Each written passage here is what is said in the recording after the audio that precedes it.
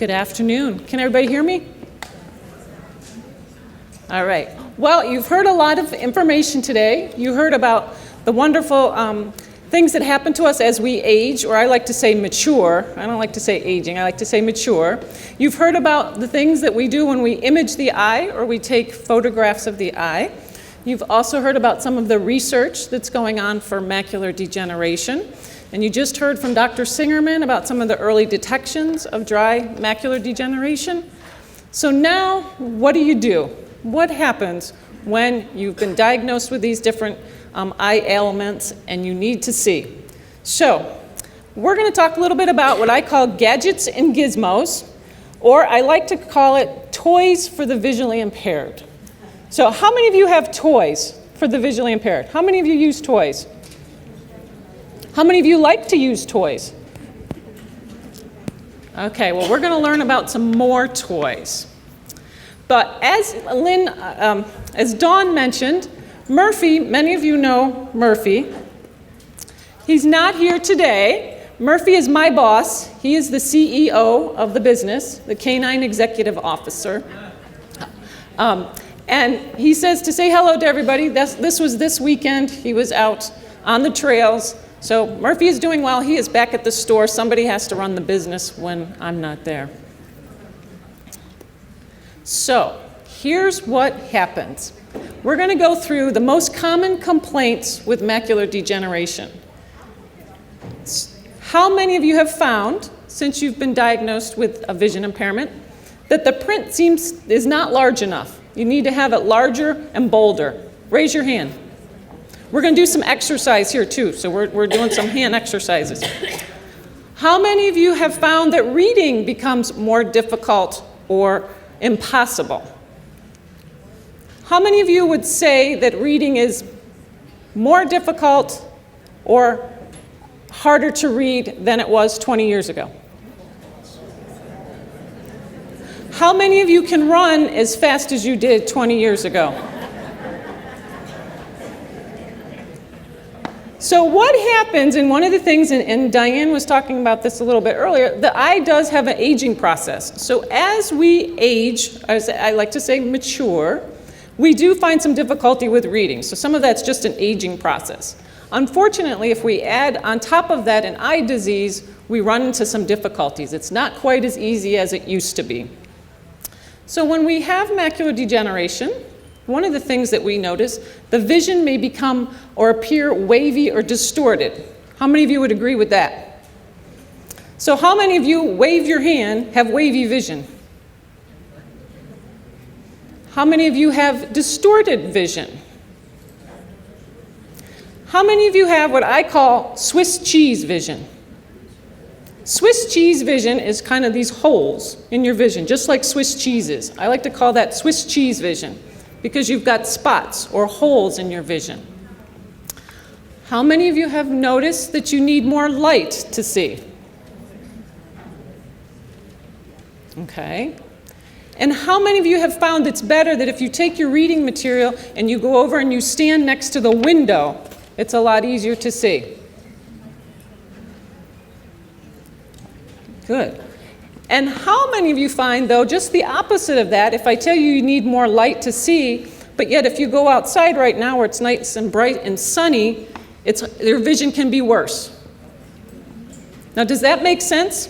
You need light to see, but yet if you go outside, it's harder to see because of the sun, right? You're straining? Okay. So how many of you know or notice that you need more contrast? Does everybody know what I mean by contrast? Contrast is basically we have something light and something dark. When we use, a good example is, for instance, the ads in the newspaper on a Sunday. We get the inserts in the newspaper, and they've just got all these different things all over the page. You've got yellows and reds and greens, and it's all just very mumble-jumbled. It's very hard for people with a vision impairment to see that ad as clearly because of the mumble-jumble on there. But if you have just a black and white, or maybe white on black, similar to the print that I have up here on the screen, it's much easier for somebody with a vision impairment to see when they have better contrast. Would you agree? Okay. How many of you find that your eyes become more fatigued now? You get fatigued eyes or tired, you want to close your eyes? And that happens for a couple reasons, not just because it's time to take a nap, but it also happens because when you have a vision impairment, you tend to stare a little bit more because you're straining, you're trying to see better. And in a lot of times, that fatigues the eye. Number one, we might be dealing with a dry eye. Number two, the eye just gets tired from trying to strain or trying to see. How many of you in here wink a lot? Any of you are winkers? Anybody wink their eyes in here? Well, that's one thing that will help you with the eye fatigue. When you have eye fatigue with macular degeneration, you got to start winking a little more. And what I mean by that is close one eye and try to use one eye and switch them back and forth. Sometimes you'll find that you can actually see a little bit better if you're using one eye. The eyes are not fighting each other with vision. Next one, this is a real popular complaint. So raise your hand if you do not have this problem. Trouble writing. And it always seems that when you want to write, you write uphill or downhill. Raise your hand if you don't have that problem. Okay, so most of you have that little difficulty trying to write a straight line. It is very difficult when you have particular macular degeneration to write straight. So you wink. A little hint is close one eye, and you're not going to go uphill or downhill as much. You'll still have a little incline or decline, but you're not going to do it as much. How many of you, raise your hands on this one, have trouble recognizing facial features?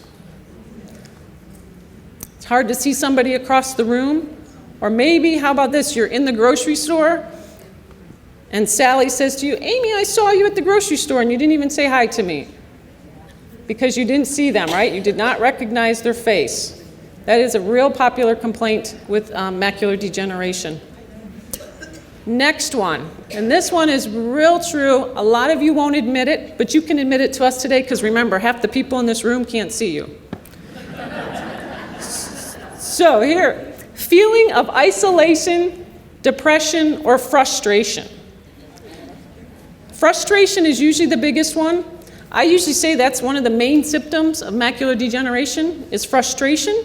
And anybody want to guess what the second symptom that I use for macular degeneration? Anger? That's close, but that's possible. What else? Fear. What else? Depression. What else I heard over here? No? Okay. Anybody else? How about lack of patience? Do you find that you're less patient now that you have a vision impairment? Sometimes? No? And then here's the last one. And this is the fear that we hear all the time, is the fear of not being able to stay independent. The biggest fear that I have is people, number one, besides if they fear that they're going to go totally blind, but they have a fear that they're not going to be able to do things like they used to. And unfortunately, for many people, the fact of having to give up driving, that's a big loss of independence. For many of you, it's reading, giving up that independence. So it's really difficult to grasp that fact that the fact that you could lose your independence. But I am here to tell you that you're not going to lose your independence. And this is one of my favorite quotes. Helen Keller is one of my favorite persons to quote. Although the world is full of suffering, it is also capable of overcoming it. And that pertains to the visually impaired world because it is a suffering, it is a frustration, it is a loss of something, but there's a way to overcome it. The problem that we have as humans is that we remember how we used to do something. We remember that we used to pick up that newspaper and be able to kick back in our chair and read the newspaper. Remember we used to be able to jump in the car and drive to the grocery store whenever we wanted to. So it's a change of lifestyle. And that's the hard part, is learning new things. And it can be done, but you have to have patience. And that's the hardest thing, is trying to learn that patience and learning how to do something differently. So one of the little gadgets or gizmos that's easy, something very simple, is making things bolder and larger. In other words, large print. And some of the things that I put up on the screen here is the large print calendars. Everybody needs to know what day it is, where their appointments are. A lot of you have a lot of doctor's appointments or your social calendars. So something dark and big and bold. And you'll notice the calendars do not have fancy pictures on them. There's no pretty flowers on them. It's just basic black and white. Makes it much easier for you to see. The other thing in the middle is the 2020 pens. How many of you here use 2020 pens? Some of you? Okay. Now I will tell you this pen does not give you 2020 vision. I had somebody ask me that the other day. If I use this pen, am I going to have 2020 vision? I wish it was the case because I'd be selling cases of these pens. However, I can tell you that by using the 2020 pens, it is going to make it easier for you to see when you write. The 2020 pen, for those of you that aren't familiar with them, it's like a Sharpie marker. It's not quite as bold, but it has a bolder tip. It is black, very dark, but it does not bleed through the paper. Sometimes with your Sharpie papers or Sharpie pens, when you're writing on paper, it'll bleed through to the next page. So the 2020 pens are a very good pen to use. I see my friend Bob in the front row. Bob goes through those dozens at a time. And they're very, very handy. You can write checks with them, though I will tell you this, you should print with them. You do not want to try to cursively write on a check. Also, as another kind of helpful hint, if you are having trouble writing and you're writing uphill or downhill, start printing more instead of using cursive writing. It's also easier to control your writing when you print versus cursively writing. The other thing that I have up on the screen is just bold line paper. Sometimes just writing or trying to write straight requires a darker, bolder line. Makes it much easier for you to stay straight on that line, and also helps you locate on the page where you're writing. On the bottom, there's also an example of a large print check register. Earlier, I said something about staying independent. One of the big complaints that I hear all the time is wanting to take care of your finances. Most people do not want to turn over their finances to somebody else to do. So you want to be able to maintain your checkbook or write a checkbook or see what's in the balance. If you're like me, I'm online banking, so I don't even look at a register. But for many of you, you like to use the check registers. So this is an example of a large print check register. And I guarantee you, if you use that large print check register, your bank balance will look bigger. So here's the next little gadget or gizmo that is really important. And people think that when we talk about these glasses, we're just trying to sell you eyeglasses. These are what we call glare or sun control glasses. Earlier I was talking about how many of you, when you go to the window and you're trying to read, the light helps you read better. But yet if you walk outside in the sun, sometimes it's too bright. Or how about when you walk into the grocery store? How many of you have trouble with those fluorescent lights when you walk into the grocery store? It's like blinding you. Or how many of you still drive? How many of you that still drive at night have trouble seeing at night? Okay. And how many of you that are passengers have trouble seeing at night if you're in the car? It's hard to be the backseat driver when you can't see, correct? So one of the things that is very helpful is the yellow tinted glasses. And people look at me and they're like, yellow? Really? I don't look like Bon Jovi or John Lennon? Yellow glasses, for most people, the color yellow is a color that helps cut down glare and reflecting light. And you'll see a lot of your pilots, skeet shooters, skiers, downhill skiers, racing. Yellow helps cut down the glare. And if you get a chance, we have them on display at the table back there. You should try them. And Dawn, raise your hand. Dawn was a guinea pig last night, correct, Dawn? Dawn got a pair of yellow glasses yesterday afternoon. She had to drive back in the rain, and this morning one of the things she told me was, she said it made a difference. So I would encourage you to try yellow glasses. The yellow is very good for inside. If you work on a computer, if you are driving or outside on a like a foggy day, rainy day, if it's real bright like it is today, it might be a little too bright for you, the yellow. But for the most part, that yellow lens you can wear inside and outside 24 hours a day if you want.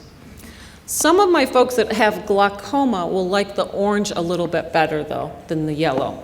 So again, the importance is, number one, it protects against the ultraviolet rays that are outside or in the environment, but also it's going to reduce that glare. And that is one of the complaints that many people have with macular degeneration, is a glare issue. The top left one over there is a polarized sunglass. How many of you wear polarized sunglasses? Okay. Polarized sunglasses are very important for somebody that has a vision impairment. Number one, it's not a real dark lens, but it also helps filter out the glare and the brightness that you have to deal with. So if you have a chance, there's some polarized glasses in the back. You can also try those on to see if you make a difference. The yellow glasses, as well as the polarized glasses, they're available in what we call fit-overs. So you can put them over your glasses, or you can wear them if you just plain, if you don't have glasses. The importance, though, for most of these glare controls is that they wrap around your face. And I was just talking to somebody earlier back there. If you put on sunglasses, that works, but for most of you, a lot of your acute vision or your sharp vision is your peripheral vision. And with the wrapping of the sunglasses or the control glasses, you're getting the protection on the side as well as the top of your face. And you get a lot of glare from overhead. Many of you, I see many of the guys will wear baseball caps. That helps protect from the glare from overhead. But again, a glare control or sunglass that wraps around is going to make a huge difference for vision impairment. So how many of you have bought magnifiers, what we call over-the-counter? You've walked into the Mark store or to Walmart and bought some magnifiers. A couple of you? How many of them worked for you? Kind of outgrew them in some cases? Well, up here on the screen, I have just some of, I like to call them the antiques. These are some of the older styled magnifiers that many people use, or you can still get what we call over-the-counter. The problem is, does anybody know what the problem is with these? Who can tell me what the problem is with these magnifiers? They keep moving, okay. There was no light. What else? Not strong enough. Very good. The answer was that they're not strong enough, and for most of you, what we call over-the-counter magnifiers are not going to be strong enough. Unfortunately, you need more magnification, and you're not going to find that in the over-the-counter magnifier. So, what we have is what we call illuminated magnifiers. And that means there is a light built into the magnifier. The light is underneath the lens, it's not on top. And it's, for the most part, they're going to be LED lights, which means it's going to be a bright white light. It's going to give you the best vision because you now have light and you have magnification. But here's the problem that we run into with magnifiers. People want to get the strongest magnifier. I want your strongest magnifier. So what do you think the strongest magnifier is? What power? What number? 8? What else? 10? So what'll happen is I will run into people, or they'll call, or they'll come into the store and they're going to say, I want your strongest magnifier because I can't see. Well, what people don't realize with magnifiers is this. It's opposite of what you think. The higher the number, the smaller the magnifier is. So a 10x magnifier is going to have a viewing area about the size of a quarter. And how many of you here use a 10x magnifier now? I know Bob does. Anybody else? When you use a 10x magnifier, number one, you're looking through an area that is the size of a quarter, but you are also bringing that magnifier and the print that you are looking at right up to your eye, almost like a microscope. And try reading like that for any length of time. You're going to start to get fatigued and your vision starts to kind of blur even more. So as you can see, kind of I try to demonstrate with the magnifiers up there, I have starting from the bottom right, those are the larger magnifiers. Those are about 3.5 times magnification. But the one in the very top, kind of the second from the right, that one is a 10x magnifier. Now I know some of you can't see that, but basically what it is the magnifier 10x is the size of a quarter. The 3x is roughly about 3 inches. So I need a drum roll because I have the solution. So I need a drum roll. We don't have a drummer, so you're going to be my drummer. So here's what I want everybody to do. On the count of 3, I want you to stamp your feet. Okay? Ready? 1, 2, 3. Oh, come on, you can do better than that. Come on. 1, 2, 3. All right, drum roll. Here's the answer. Electronic magnification. Has anybody heard that term before? Microscope? Okay. Electronic magnification has to deal with electronics. How'd you like that? The magnifiers that I just showed you earlier were what we call a lens. It's a piece of material, usually a plastic material or glass, that has a prescription, so to speak, ground into it, just like you do with your eyeglasses. The problem with the handheld magnifiers that have one power is it's one power. And unfortunately, the print that we live in, or the world that we live in, the print that we see is different size prints. So in many cases, you can get a magnifier, but it may not be strong enough for certain size prints that you're using. So in a lot of cases, you have to have multiple magnifiers of different strengths, depending on what you're doing or what your task is. Well, the nicety of the electronic magnification is that it's what I like to call custom designed magnification. There is a camera that is in the unit, and there are some LED lights that are near the camera. And then you, with the press of a button, have the ability to change the magnification. So you can change it from 1x to 24x in some cases. So you can adjust that magnification to the level that you need. The other thing that you can do is you can change the backgrounds, or what we call the modes. And again, I know some of you can't see it from where you're at, but they'll be on display in the back of the room. But we've got different backgrounds. Ooh, what's going on there? We've got different background colors. So you can custom design, again, what color's easier for you. For the most part, I will tell you this, the majority of people with macular degeneration usually like the real white background with the black print, or the black background with the white print. Typically, those are the most popular for people with macular degeneration. Again, you can, depending on the units, you can change magnification from 2 times to 24 times magnification. Then we have what's called the desktop units. Does anybody in here have a desktop unit or a reading machine or a CCTV? How many of you have one of those? I see Dorothy in the back. Who else? This gentleman up front? Okay. Back, I see, okay. I got 4 of you so far, good. So desktop magnification is basically, it is a unit that sits on your desk, however the screen is bigger. In the previous ones that I just talked about, they are what we call more portable magnifiers. In other words, I can take them to the grocery store, I can take them to the restaurant, I can take them when I go to Dr. Singerman's office and I got to read all those papers that I got to sign. They're more portable. These are going to be a little more stationary, but they're going to give you the widest screen to see.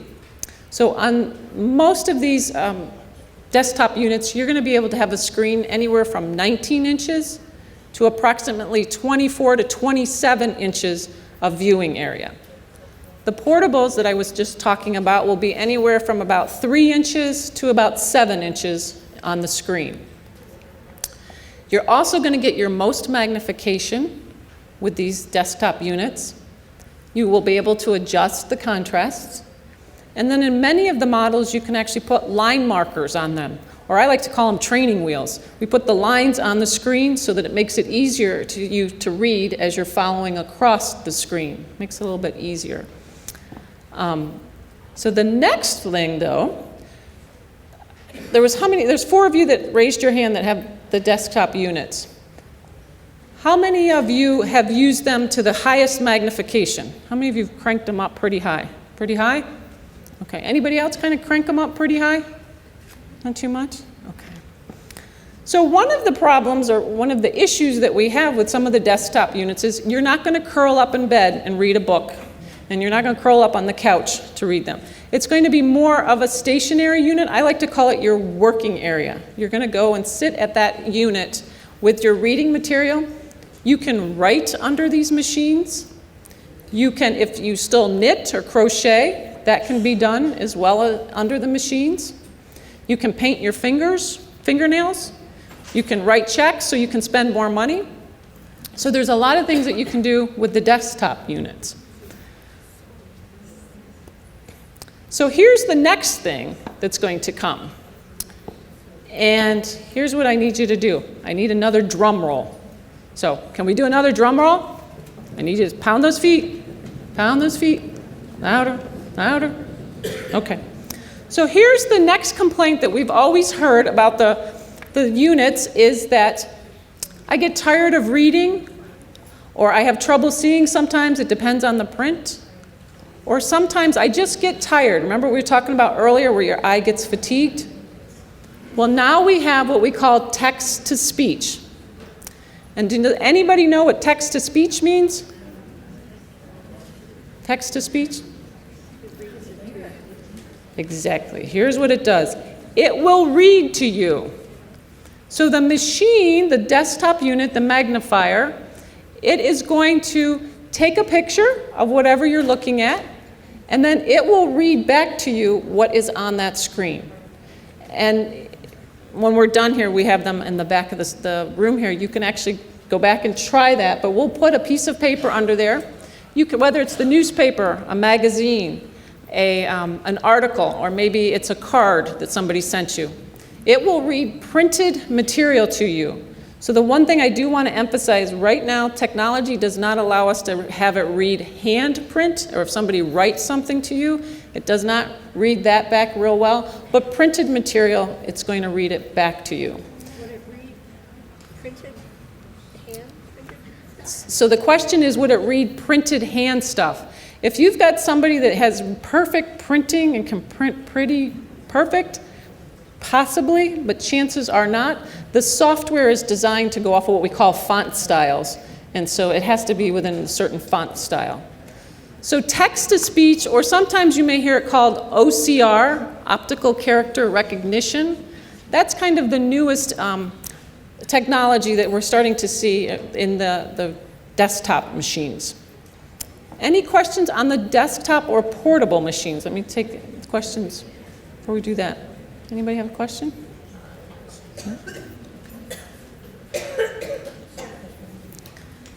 So there's a lot of things. Tom has the Topaz back there, a desktop machine. He has the Ruby, the handheld portable device.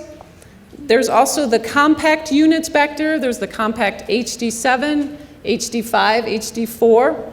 And there's a brand new unit today here. It's called the Compact Touch. I just saw it for the first time at 10 o'clock this morning. It's a pretty cool gadget, so if you get a chance, we'd love to have your feedback on that item. And then we also have the Clearview Speech. The Optelect Clearview Speech unit is back there. So kind of keeping up to date, I get these questions, well, how do I know when all this technology is changing, or what are the new gadgets? The first thing I want you to do is remember you're not alone. You can see from the room, there were a lot of people in the room here today. So you're not alone. There's a lot of people that have the vision impairments. Attending the yearly Macular Vision Research Foundation Support Seminar, just like you are today. Subscribing to the support site news, and some of you may have this in your packet, and those of you that don't have it in your packet, because you registered, you will now be on the mailing list. But this is the support site news newsletter that will go out. It goes out about 3 to 4 times a year. Inside of the support site news is some of the information, the new discoveries, the new research, and there also will be a section on there on the newest gadgets or vision technology that we like to call. So subscribing to that will also keep you updated on the gadgets and gizmos. And again, your continuous generous support and donations to the Macula Vision Research Foundation also will help you keep updated on some of the technology. So I'd like to thank, yes, ma'am. Sure.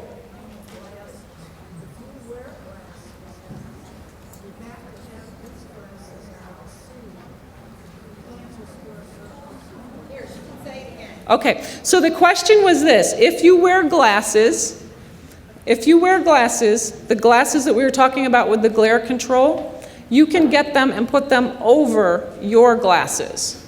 So you're using your glasses for the prescription, but then you're putting the glare control glasses over those. Does that make sense? No, they're not custom made. No, they're already made. You just put them on. It's like another pair of glasses. It's just another pair of glasses that you put over your glasses. Any more other questions? Yes. If you get a cash register receipt where the print is faint, and you want to check the receipt to make sure you're not overcharged, which portable device can deal with it? Okay, so the question was, for instance, if you get a receipt, maybe a cash register receipt, and it's very faint, and a lot of times the print is faint on the cash register receipts, how can, what type of device would be recommended to see that? Any of the portable units would be good because we can change the contrast. So when you hold that over the receipt, you can pick the modes that of color, so it will enhance it better. So any of the portables would have that ability to do that. So you can change the background print. What else? Another question. I saw another hand somewhere. Did I lose it?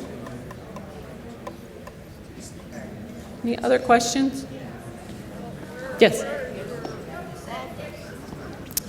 So, hang on one second. The question was, where's my office? I am located out in Mentor. We're over near the mall, next to the Pier 1 store in Mentor. And the question up here? So the question is, how does it differ from the Pebble? The Pebble is in the same family as the portable magnifiers that I was talking about. The Pebble has what we call 4 steps of magnification. So in other words, you push it and it changes the level. The newer units that now zoom. So it can zoom, it's kind of like a camera where we can zoom in and out. So you don't have what we call the steps, it zooms in and out with the magnification. Other questions? Anybody else have? No? Well, I would like to thank all of you for staying today, for coming out. It was a beautiful day out there. I hope you all learned something. You're able to take something away. On behalf of my staff and the boss, Murphy, I'd like to thank you, and he wanted to wish everybody a pawrific day.